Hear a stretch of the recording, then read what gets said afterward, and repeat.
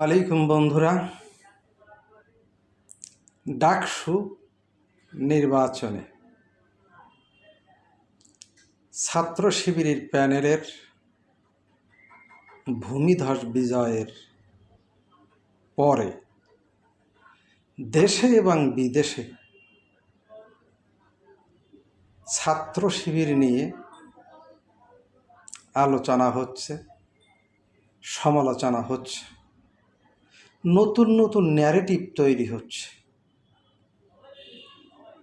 চোখের সামনে ঘটে গেছে যে নির্বাচনটি, সেটি নিয়ে অপপ্রচার যে কোনো সময়ের চেয়ে শীর্ষে অবস্থান করছে। এই নির্বাচনের মাধ্যমে কয়েকটা জিনিস কিন্তু পরিলক্ষিত হয়। ছাত্র শিবিরের ডাকসু নির্বাচনে জয়লাভের পরে বাংলাদেশের সমস্ত ইসলামী দলগুলো ছাড়া সমস্ত দল কিন্তু নড়ে চড়ে বসেছে। বামপন্থীরা, বুদ্ধিজীবীরা তারা কিন্তু বিভিন্ন সমীকরণ দাঁড় করাচ্ছে, নতুন নতুন ন্যারেটিভ নিয়ে আসছে, যে ন্যারেটিভ কিন্তু আমরা আগে শুনি নাই। ন্যারেটিভ আসতেছে, তারা কি শরিয়া আইন কায়েম করে দেবে?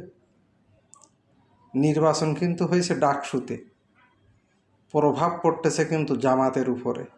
আগামী ইলেকশনে মনে হচ্ছে যেন জামাত ভোটের মাধ্যমে ক্ষমতায় চলে যাচ্ছে। এত প্রশ্ন হতে পারে, বিরোধিতা এত হতে পারে, এত ট্যাগিং হতে পারে, এত ফ্রেমিং হতে পারে, সত্যি আশ্চর্য বিষয়। দম বন্ধ হয়ে যাওয়ার মতো অবস্থা। অনেকেই বলার চেষ্টা করতেছে শিবিরের এত ভোট ঢাকা ইউনিভার্সিটিতে নাই, আওয়ামী লীগালারা তাদের ভোট দিয়েছে। যারা বিগত 15টি বছর কোনো ক্রমে যদি জানতে পারছে জামাত এবং শিবির, তাহলে বিচারিক হত্যাকাণ্ড, মবের মাধ্যমে তাদেরকে হত্যা করছে, কুপিয়ে কুপিয়ে হত্যা করছে। তাদের বিরুদ্ধে এখন নিয়ে আসা হচ্ছে আওয়ামী লীগ নাকি ভোট দিছে। আওয়ামী লীগের অনেক বুদ্ধিজীবী এটা বলার চেষ্টা করছে যে না, আমরা ভোট দেইনি। কিন্তু তারপরও আমাদের দেশের কিছু রাজনৈতিক দল তারা যেন প্রমাণ করতেই চেয়েছেন যে আওয়ামী লীগের ভোট পেয়েছে। আমি জানি না তাদের যুক্তি কতটুকু সঙ্গত আর কতটুকু অসঙ্গত। তারা যদি জামাতের বা শিবিরের এই ধরনের ন্যারেটিভ নিয়ে সন্তুষ্ট থাকতে চায়, তাহলে আগামী নির্বাচনে কিন্তু অনেকেই যে আকাঙ্ক্ষাটা করছে সে আকাঙ্ক্ষা কিন্তু বাস্তবায়ন হয়ে যাবে। শিবির আর জামাত নিয়ে পড়ে থাকলে তাদের নিজস্ব রুটিন ওয়ার্ক কী, নিজস্ব কাজ কী? এর থেকে যারা পরাজিত দল তারা তো শিক্ষা নেবে, শিক্ষা নিয়ে জামাত শিবিরের অত্থানকে ঠিকে ঠেকিয়ে দেবে। কিন্তু তা না করে কাদের ভোটে জিতেছে, কাদের ভোটে হেরেছে তারা, এগুলো দাঁড় করাচ্ছে। পরিষ্কার বলি, ডাকসুতে জগন্নাথ হল, যেটা অমুসলিম ছেলেরা মূলত এখানে থাকে, তাদের মাত্র 10টি ভোট পেয়েছে কিন্তু সাদিক কায়েম। 1200 প্লাস ভোট পেয়েছে কিন্তু আবিদ ছাত্রদল সমর্থিত। মেঘমাল্লার বসু 1500-র উপর ভোট পেয়েছে। এখানে কিন্তু উমামা ফাতেমাও মোটামুটি সম্মানজনক একটা ভোট পেয়েছে। তাহলে বোঝা যায় না যে আওয়ামী লীগের ধরনটা কোন দিকে যাচ্ছে, ছাত্রলীগের ধরনটা কোন দিকে যাচ্ছে, তাদের সাপোর্ট কোন দিকে যাচ্ছে। এটা তো গেল আমাদের দেশের কথা। বহির্বিশ্বে কিছু কিছু দেশ শিবিরকে অভিনন্দন জানিয়েছে। তার ভিতরে অন্যতম আছে মালয়েশিয়া, পাকিস্তান। পাকিস্তানেরটা নিয়ে ব্যাপক আলোচনা হচ্ছে। পাকিস্তানও যেন তার মনে হচ্ছে যেন তার হারানো ভাইয়ের কাছে ফিরে পাইছে, সেই ধরনের একটা অভিনন্দন বার্তা। কিন্তু ভারত বিগত 15 বছর বিজেপি দিয়ে বাংলাদেশকে কিন্তু শোষণ করছে। দেখলো এই সময় কিন্তু বিজেপি দিয়ে খাবে না, তারা কিন্তু কংগ্রেসকে নিয়ে আসলো বিবৃতি দেওয়ার ক্ষেত্রে। তারা কনসার্ন প্রকাশ করছে শিবিরের উত্থান সম্পর্কে। এর সাথে সাথে ঘটে গেল জাহাঙ্গীরনগর ইউনিভার্সিটি। বাংলাদেশের জন্মের পর থেকে বিশ্বে যতগুলো আমি নির্বাচনীর ফলাফল শুনেছি, এতটা দীর্ঘ সময় নিয়ে এতটা উত্তেজনাকর ফলাফল আমি মনে হয় কোনো মিডিয়ায় বা সোশ্যাল মিডিয়ায় অবলোকন করিনি। তারপরেও জাহাঙ্গীরনগর প্রশাসন রেজাল্ট দেবে না করতে করতে রেজাল্ট কিন্তু দিয়ে গেল।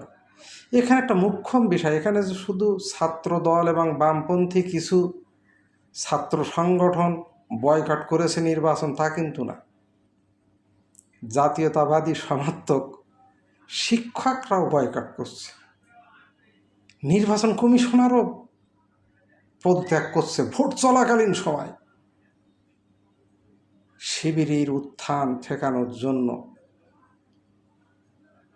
যত রকম প্রচেষ্টা করা যায়, সব রকম প্রচেষ্টা কিন্তু শিবির বিরোধী জোট তারা কিন্তু চালিয়েছে, পারে নাই। শিবিরের এখানে ভিপি পদ না আসলো, অন্য সকল পদে শিবির কিন্তু জয়লাভ করেছে। এই জাহাঙ্গীরনগর ইউনিভার্সিটি শিবির জয়লাভ করবে কল্পনা করা যায় না। ওখানে যদি বুঝতে পারত শিবির, তাকে জীবন্ত অবস্থায় কোপায় রক্তাক্ত করে মেরে ফেলাও জায়েজ ছিল।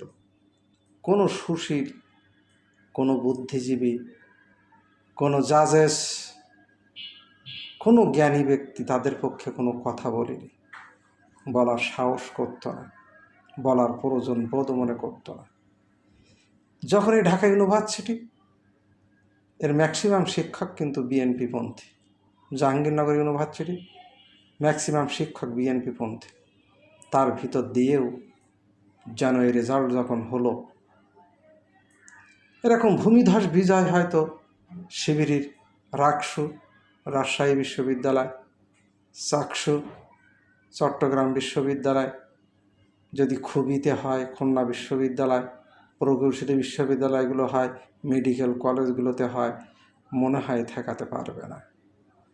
এই ছাত্রছাত্রী যারা ভোট দিচ্ছে তাদের বাড়ির লোকজন কিন্তু এখন জামাত ইসলামী সাপোর্টার হয়ে যাবে, জামাত ইসলামীকে ভোট দেবে। তাহলে ছাত্রদের এই সিনেট নির্বাচনের ঢেউ বাংলাদেশের প্রতিটা ঘরে ঘরে কিন্তু পৌঁছে যাবে।